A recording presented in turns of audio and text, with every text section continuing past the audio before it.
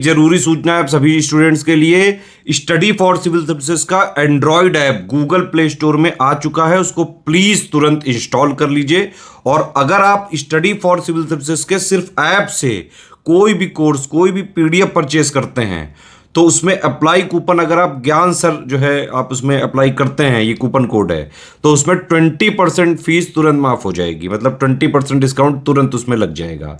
ज्ञान सर लिखना है, नॉर्मली ज्ञान सर, स्मॉल लेटर में है सब कुछ, कोई स्पेस नहीं, कोई कॉलम नहीं, सिर्फ ज्ञान सर, GYANSIR। इस तरह से अगर कूपन कोड लगाते हैं आप ऐप में बाई करने से पहले, जो अप्लाई कूपन वाले में आता है, तो 20% का डिस्काउंट तुरंत मिलेगा। वीडियो देखिए।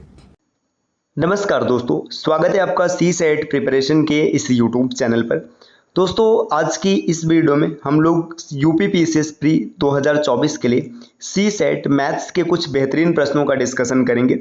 देखिए, आपका एग्ज़ाम 27 अक्टूबर को होने वाला है, तो अब बहुत ज़्यादा दिन नहीं बचा हुआ है। जितने भी दिन बचे इसमें आपको बेहतर प्रिपरेशन करने हैं।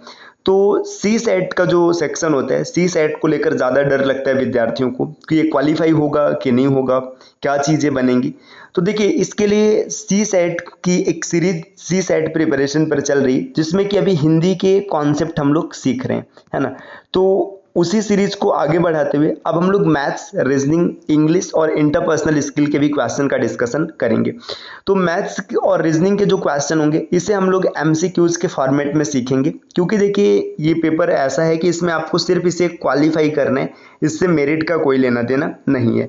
और हिंदी इसलिए विस्तार से सीख रहे हैं क्योंकि ये आगे भी आपको काम देगा, आगे इसकी आवश्यकता पड़ेगी। तो उसी सीरीज को आगे बढ़ाते हुए आज हम लोग मैथ्स के पहले क्लास का डिस्कशन करेंगे, जिसमें कुछ प्रश्नों को हम लोग देखेंगे।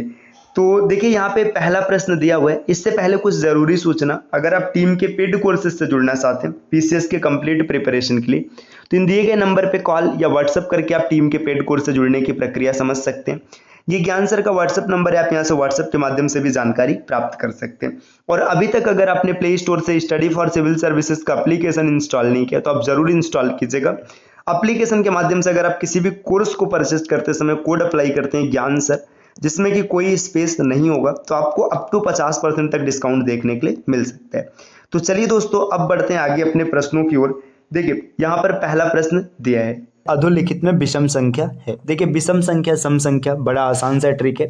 आपने पढ़ा होगा, जो संख्या 2 से विभाजित होती है उसको सम कहते हैं, और जो 2 से विभाजित नहीं होती उसे विषम कहते हैं। इसके अतिरिक्त ना आप ये भी जानते होंगे, जिस संख्या के अंत में 0, 2, 4, 6 और 8 मतलब इकाई अंक, है ना। अंत में मतलब इकाई अंक ये संख्याएं होती हैं, वो सम होता है। और जिसका इकाई अंक 1, 3, 5, 7 और 9 होता है, वो क्या होता है, विषम होता है। तो आप देखेंगे दिए गए विकल्पों में से विकल्प ए जो है, इसका इकाई अंक 1 है, मतलब ये क्या हो जाएगा, विषम हो जाएगा। चलिए आते हैं अगले प्रश्न पर, प्रश्न संख्या 2। दूसरे प्रश्न में दे रखा है, 36 किलोमीटर प्रति घंटा की चाल से 110 मीटर लंबी रेलगाड़ी चल रही है, उसे 132 मीटर लंबे सुरंग को पार करने में लगने वाला समय ज्ञात कीजिए। देखिए, जब कभी भी ट्रेन वाले पैटर्न का क्वेश्चन मिलेगा तो इसका बेस होता है time is equal to distance upon speed, है ना। अब अलग अलग प्रकार से डिस्टेंस दिया जाएगा, कुछ डिस्टेंस आपको डायरेक्ट दिए रहेंगे, कुछ इनडायरेक्ट दिया रहेगा, उन सबको निकालना। देखिए, जैसे इस प्रश्न को देखिए, ये जो ट्रेन है ना, ट्रेन 110 मीटर लंबी है, ठीक, और 132 मीटर लंबे सुरंग को पार कर रही है, मतलब पुल को पार कर रही है। देखिए, यहाँ पे ना 132 मीटर तो पुल को चलेगी, और पार करने के लिए ना ट्रेन को 110 मीटर और चलना पड़ेगा। तो जो टोटल डिस्टेंस ट्रेन तय करेगी वो 132 और 110 को जोड़ेंगे तो 242 मीटर चलेगी, ठीक। ये डिस्टेंस हो गया। स्पीड कितना है, 36 किमी प्रति घंटा। देखिए, ये मीटर में दिया, ये किमी प्रति घंटा में दिया, तो इसको मीटर प्रति सेकंड में बदलने के लिए आप 5/18 से गुणा कराएंगे। ये 18 से कट जाएगा, यहाँ पे 2 आ जाएगा, तो आपको मिल जाएगा 24.2, है ना। मतलब ये जब पूरा सॉल्व कर लेंगे, 5 दूना 10 हो जाएगा, एक अंक पर दशमलव लग जाएगा। ऑप्शन बी इस प्रश्न का बिल्कुल सही उत्तर होगा। चलिए अगले प्रश्न पर आते हैं। प्रश्न संख्या 3 दिया है, a/3 बराबर b/4 बराबर c/7। तो a प्लस बी प्लस सी बटे सी का मान क्या होगा। देखिए, जब आप इसको सेट करेंगे तो आपको पता चलेगा a बराबर 3, b बराबर 4 और c बराबर 7। यहाँ से आपको इन सब की वैल्यू पता चल जाएगी। तो देखिए, 4, 3, 7 और 7 कितना हो जाएगा, 10।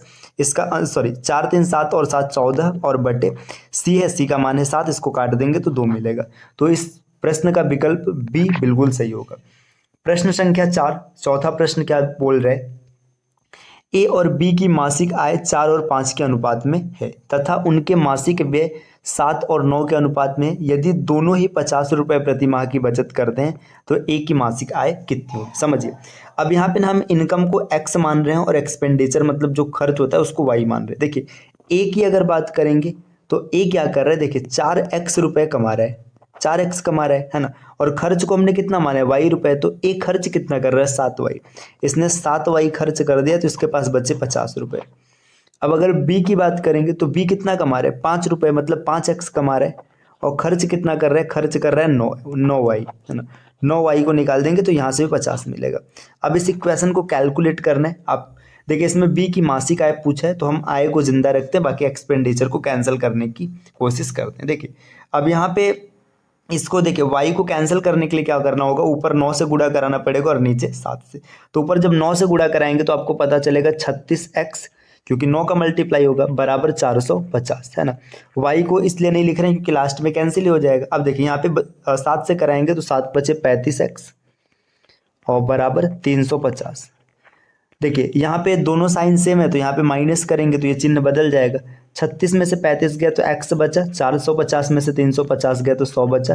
x की वैल्यू 100 आ रही और ए कितने रुपए कमा रहा है, 4x कमा रहा है, तो 4x मतलब ए का इनकम हो जाएगा 400 रुपये। तो ए की जो इनकम है ये है 400 रुपये।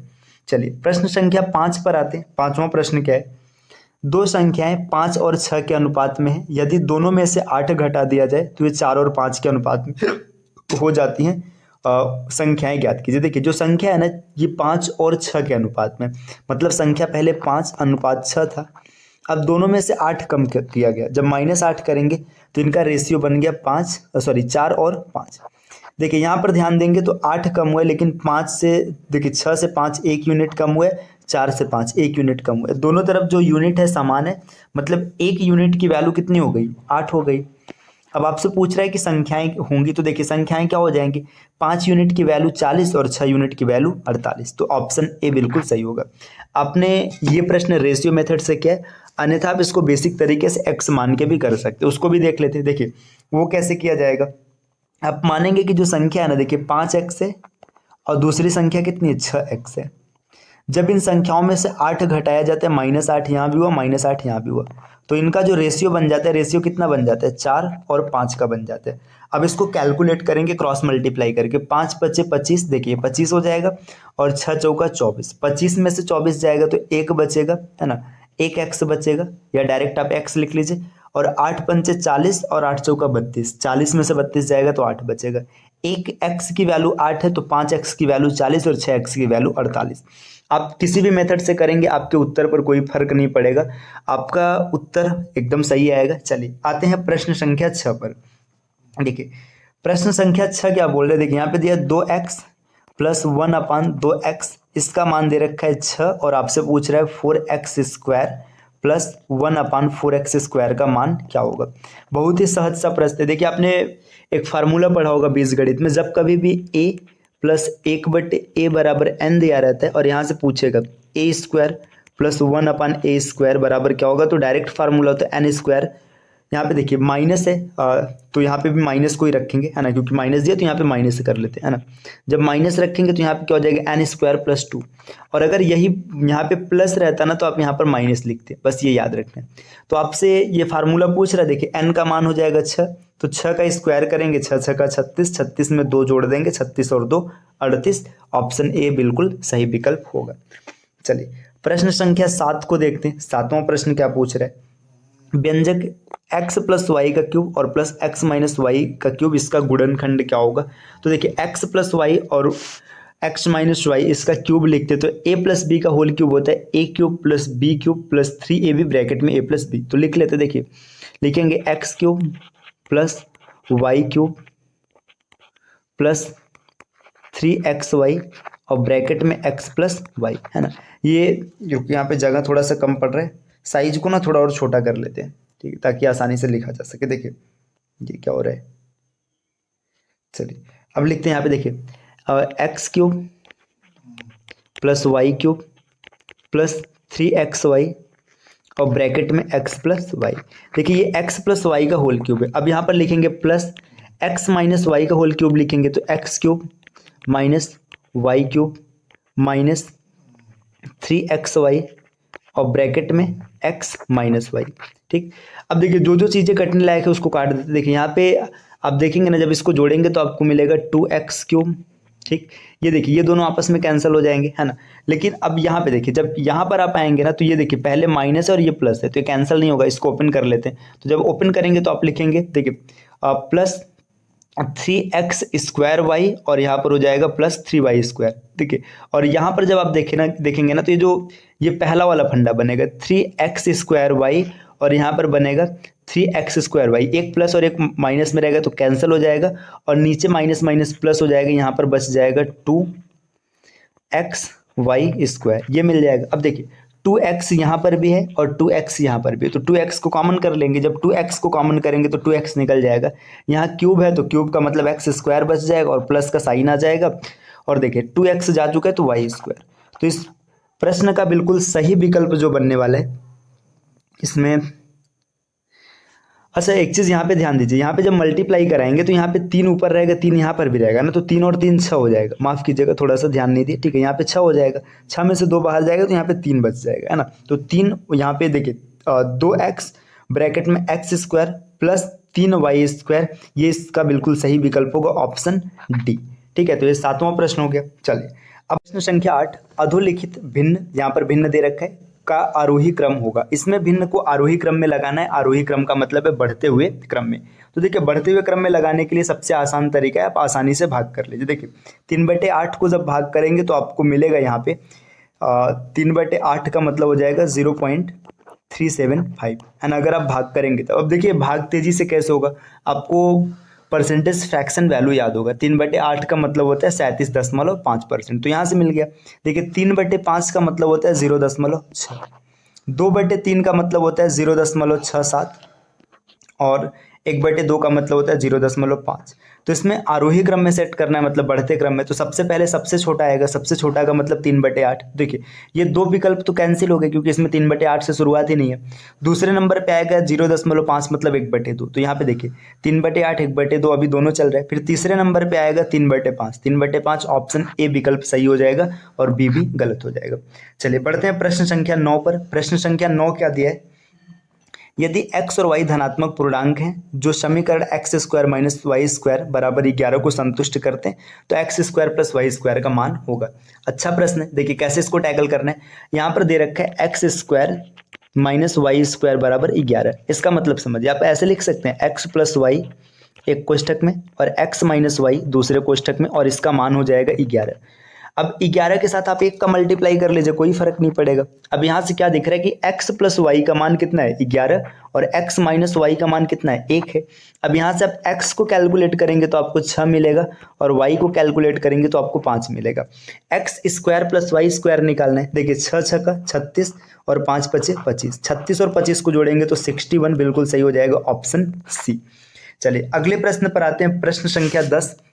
10 में दिया है एक घन के प्रत्येक कोण को 50% बढ़ा दिया जाता है तो इसके पृष्ठीय क्षेत्रफल में कितने प्रतिशत की वृद्धि होगी।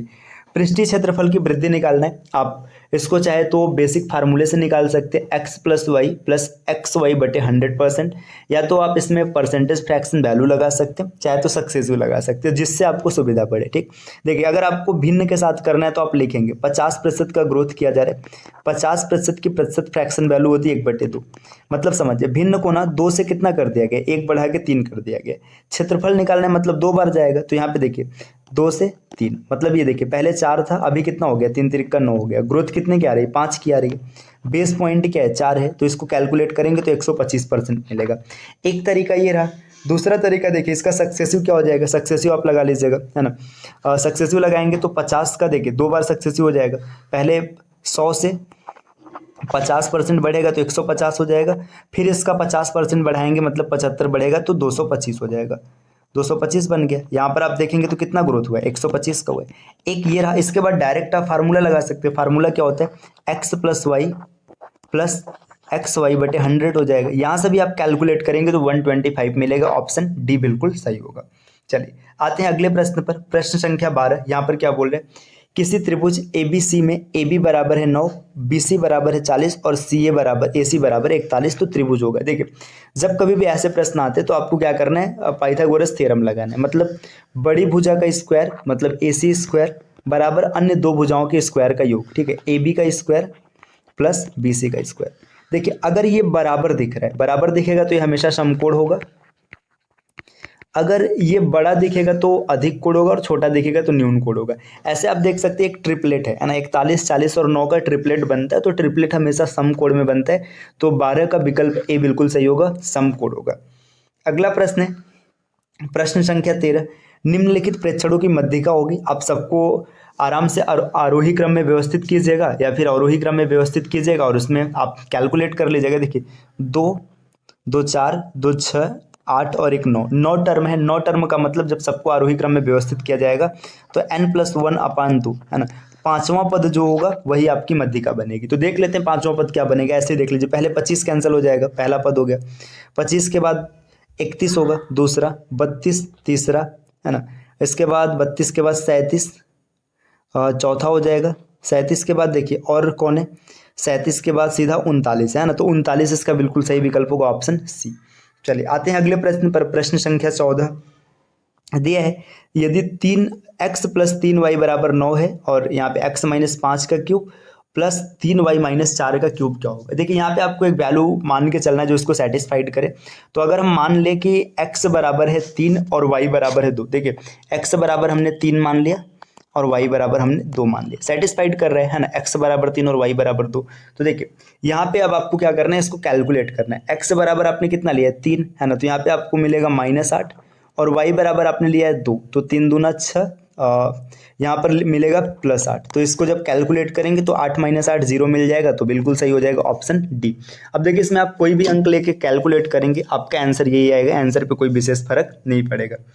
चलिए प्रश्न संख्या 15 देखते हैं। 15 नंबर का प्रश्न क्या है, इसको आरोही क्रम में व्यवस्थित करना है ना। अब आरोही क्रम में कैसे व्यवस्थित किया जाएगा, तो इसमें आप क्या कीजिएगा, इसकी वैल्यू को फाइंड आउट करिएगा। देखिए जैसे √2 की वैल्यू होती है 1.141 है ना, ये इसकी वैल्यू होती है। तो इसको जब आप कैलकुलेट करेंगे तो आपको पूरा मिल जाएगा। चलिए बढ़ते हैं अगले प्रश्न की ओर। प्रश्न संख्या 16, प्रश्न संख्या 16 क्या बोल रहा है कि कोई व्यक्ति 20 रुपए में 25 की दर से सेब खरीदता है तथा 25 रुपए में 20 की दर से बेच देता है। प्रस्तुत लाभ आपको बताना है। देखिए व्यक्ति क्या कर रहा है, 20 रुपए में 25 खरीद रहा है। देखिए 20 रुपए में उसने कितने सेब खरीदे, यहाँ पे मैं रुपए लिखता हूँ और यहाँ पर लिखता हूँ सेब।